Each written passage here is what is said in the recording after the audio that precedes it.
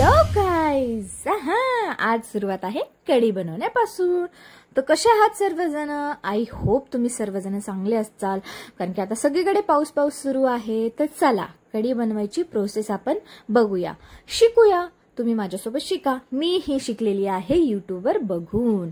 तर first of all आपण घेतलेलं आहे दही, आणि देन त्याच्यामध्ये मिक्स केलं बेसन, हळद टाकलं, पण हळदीचा कलर काय आला नाही, जसा की सूरजला नव्हता आला हळदीचा रंग लग्नामध्ये. मला तो खूप चढला होता.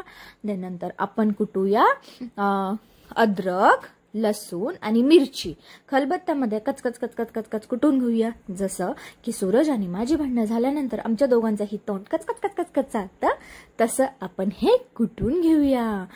कुटता आपलं आपण मिश्रण पण बघूया. मिश्रण तर सगळं मिक्स झालेलं आहे, फक्त हळदीचा रंग काही आलेला नाहीये.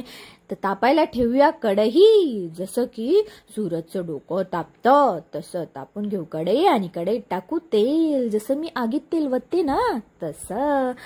तर घेऊया तडका आपण त्याला मिरी आणि जिऱ्याचा.